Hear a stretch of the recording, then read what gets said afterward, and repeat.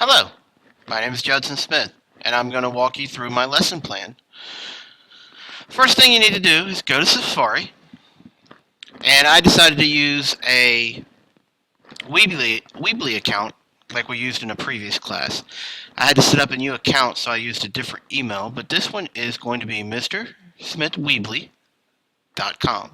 .weebly.com. We're going to load that on, and if you'll go over here to the standards covered, I'm using a social studies standard and a language arts standard. The social studies standard deals with the Great Depression and how the New Deal affected the lives of many Americans. It deals with the stock market crash, Herbert Hoover, Franklin Roosevelt, Dust Bowl, soup kitchens, and the New Deal, and some famous people like Duke Ellington, Margaret Mitchell, and Jesse Owens. I also covered some language arts standards, since I am a language arts teacher, about informational and explanatory text, the distribution and production of writing for fifth graders, and research to build knowledge. The net standards were creativity, communication, collaboration, research and information fluency, digital citizenship, and technology operations. If you'll go over here quickly, I've put several things in here. I put some photos and things like that. I also used some videos. One of them was a song about the Great Depression. Another one was a video about Hoovervilles, and another one is a crash course in U.S. history. Other tools that I used, if you'll click here on task, is Kids Pub,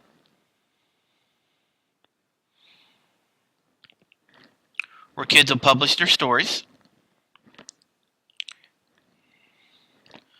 I also used, let's go back to task here, podcast, where they're going to give a short verbal report on their assigned topic.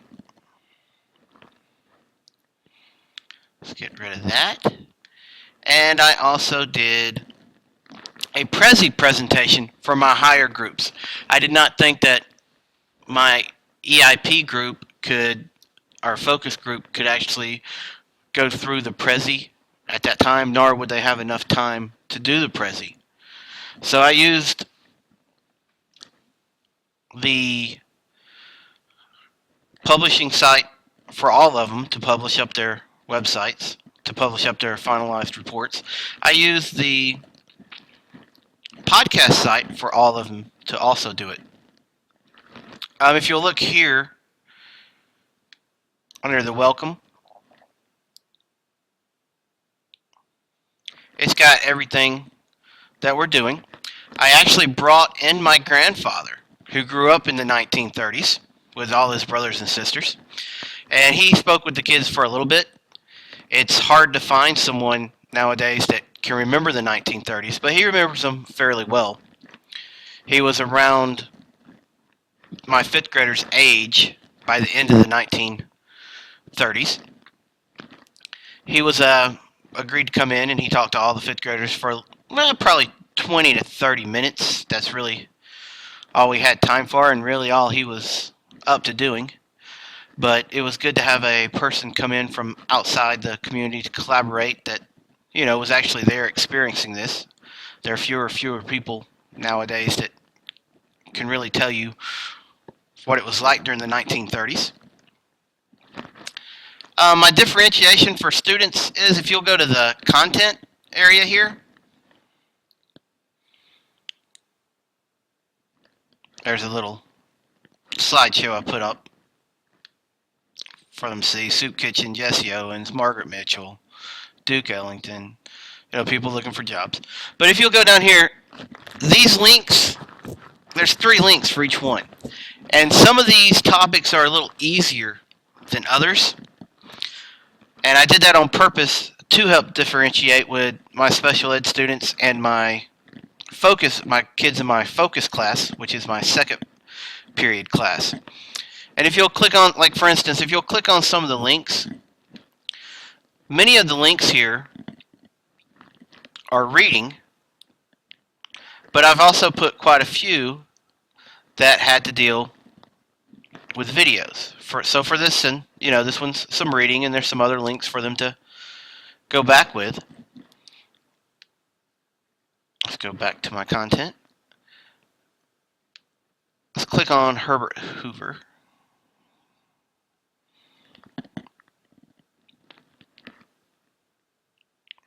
The video helps differentiate because I think some of the reading that I found on some of these topics was a bit too much for certain type of students, and it would be better off for them to do more videos than sit here and watch through this. And I also think that some of the special ed students and some of my focus kids in the EIP class, I think they would get lost if they started clicking on all of these links. For instance, there's a Duke Ellington biography.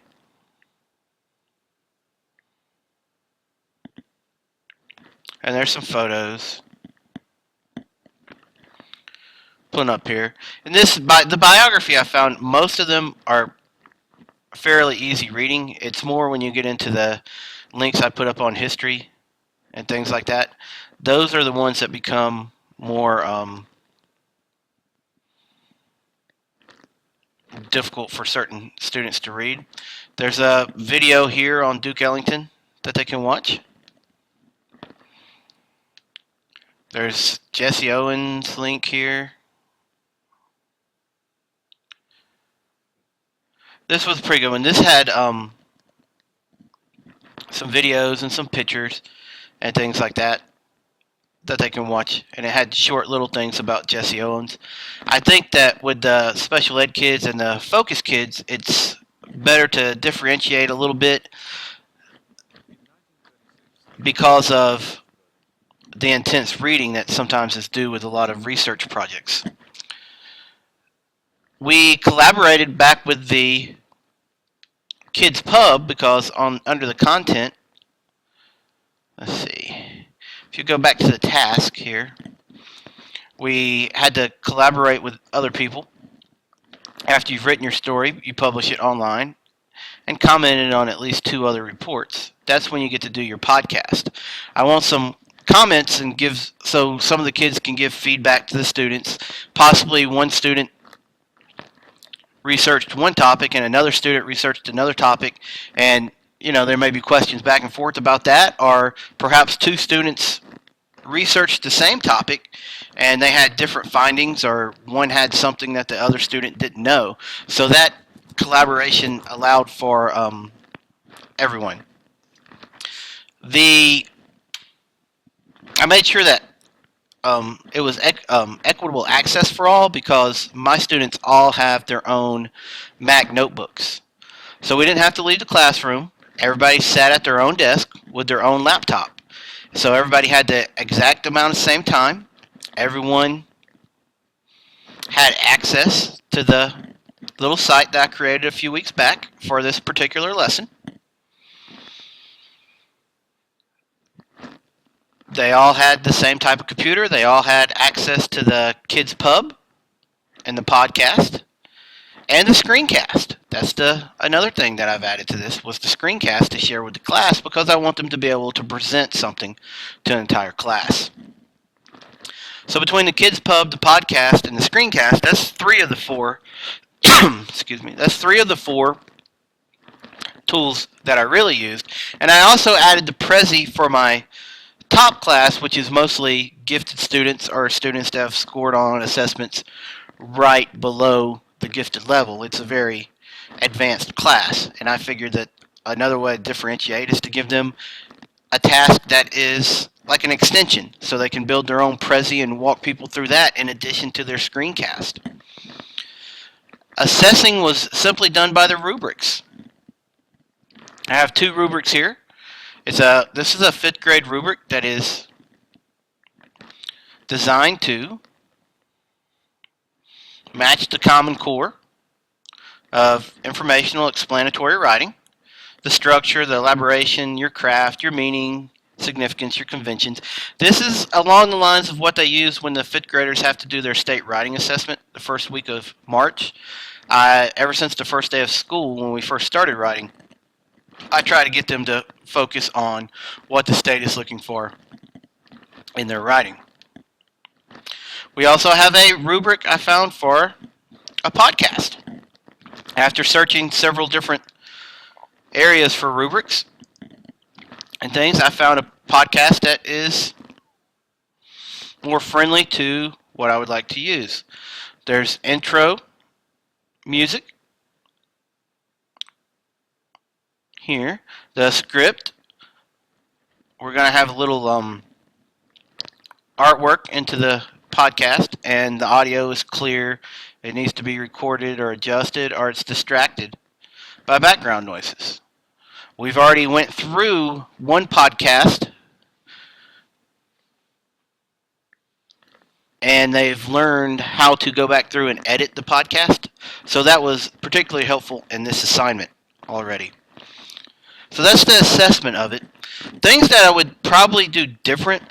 I allowed 4 days for this particular task, and a lot of students, particularly the ones in my focus class, did not finish in the 4 days. So I would probably add a couple more days to it. I think I was a little short in estimating the time that fifth graders would need it.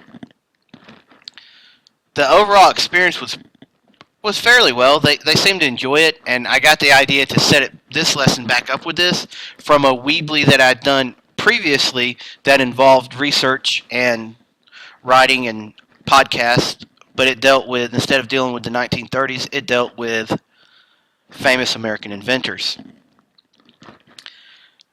As far as troubleshooting goes, I just simply went back the night before we started this lesson on a Sunday night, and I went through and I made sure all my videos worked, because you never know, because I'm dependent on YouTube for my videos.